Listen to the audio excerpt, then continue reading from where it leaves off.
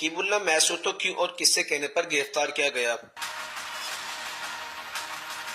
गिरफ्तार करने वाला पीपल्स पार्टी का जियाला और अलासिफ स्क्वायर का रिहायशी निकला, इनको भी शामिल तफ्तीश किया जाए।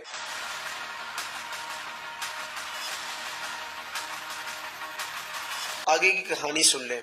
रेंजर्स एक शख्स नाजुक मीर को गिरफ्तार करती और फिर इसे कानूनी कार्रवाई के लिए मुबग्गिना टाउन पुलिस के हवाले कर दिया जाता है।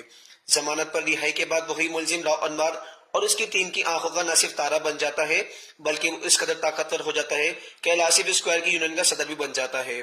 उसे पुलिस की मोबाइल तक स्टाफ के साथ दे दी जाती और वो अक्सर उसी में सफर करता है।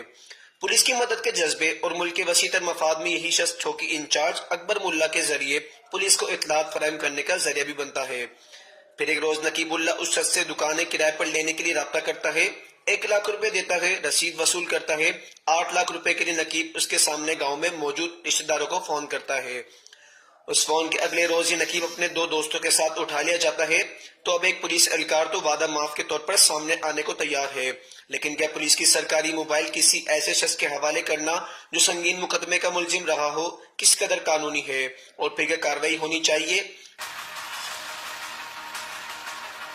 इसकी तहकीकात ISI MI रेंजर्स की JID कर सकती है।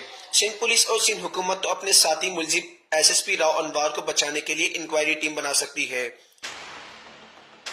हम जनाब chief justice supreme court of Pakistan और chief of army staff Pakistan से अपील करते हैं कि सिंध में रियासती दहशतगर्दी के हाथों शहीद होने वाले नकीबुल्लाह महसूद के मुबग्गिना कातिलों SSP राव अनवर और उसकी टीम के खिलाफ ISI MI रेंजर्स और दीगर कानून नाफिज करने वाले इदारों के अफसरान की JID बनाकर शहीदों के साथ इंसाफ किया जाए।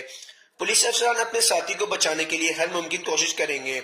आज तक पाकिस्तान में किसी पुलिस अफसर को बेगुनाह अफराद को कत्ल करने पर कोई सजा नहीं दी गई, इसलिए अवाम की नजर इंसाफ के लिए फकत chief justice supreme court of Pakistan और chief of army staff Pakistan पर मरकूज हैं।